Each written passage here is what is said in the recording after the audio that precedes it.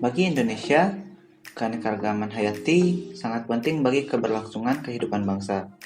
Hal ini bukan karena posisinya sebagai salah satu negara terkaya di dunia dalam keanekaragaman hayati, namun karena adanya keterkaitan erat dengan kekayaan keanekaragaman lokal yang dimiliki bangsa ini. Banyaknya keanekaragaman hayati mengharuskan dibentuknya kawasan terlindung. Kawasan yang dilindungi adalah sebuah wilayah daratan atau perairan yang ditetapkan untuk perlindungan dan pengawetan keanekaragaman hayati dan sumber daya alam, serta budaya yang terkait serta dikelola secara legal atau efektif.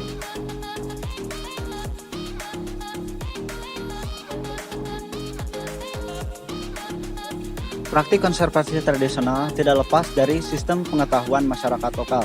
Berdasarkan pengetahuan tersebut, masyarakat lokal menerapkan aspek-aspek konservasi di daerahnya masing-masing, baik dalam pengelolaan sumber daya alam maupun pengelolaan sumber daya manusianya.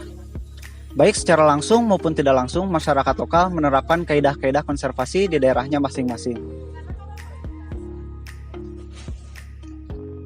Di Indonesia, istilah kawasan yang dilindungi dikenal dengan kawasan konservasi. Kawasan konservasi dimaksudkan sebagai kawasan perlindungan keanekaragaman hayati yang ada di dalamnya. Praktik pembunuhan daerah terlindungi pada daerah tradisional umumnya merupakan warisan dari nenek moyang atau leluhur mereka. Leluhur mereka mendapatkan sumber berdasarkan pada pengalaman hidup yang selaras dengan alam. Misalnya pada masyarakat situ gunung, daerah situ gunung, di mana praktek pengelolaan sumber daya alam oleh masyarakat tradisional tersebut memperhatikan prinsip-prinsip kelestarian yang kemudian dikenal dan dinamakan sebagai kearifan lokal.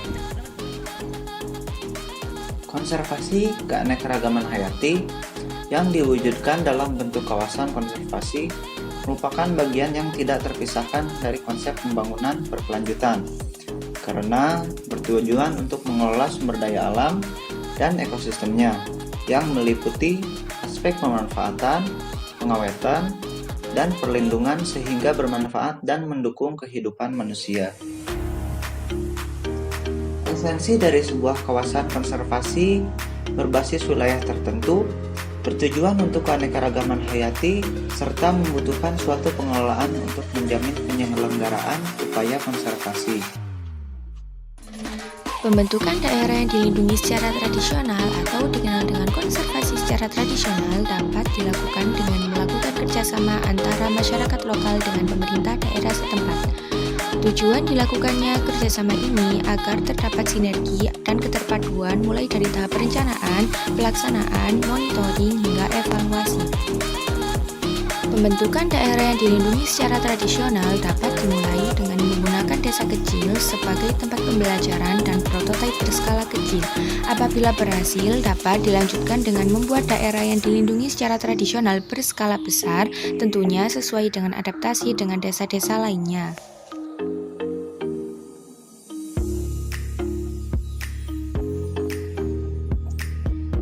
Indonesia memiliki banyak sekali keanekaragaman budaya dan pengetahuan tradisional. Pengetahuan tradisional merupakan tata nilai dalam tatanan kehidupan sosial, budaya, ekonomi, dan lingkungan yang hidup di tengah-tengah masyarakat tradisional. Dalam komunitas masyarakat tradisional, pengetahuan tradisional terwujud dalam bentuk seperangkat aturan, pengetahuan, keterampilan, tata nilai, dan etika yang mengatur tatanan sosial komunitas yang terus hidup dan berkembang dari generasi ke generasi.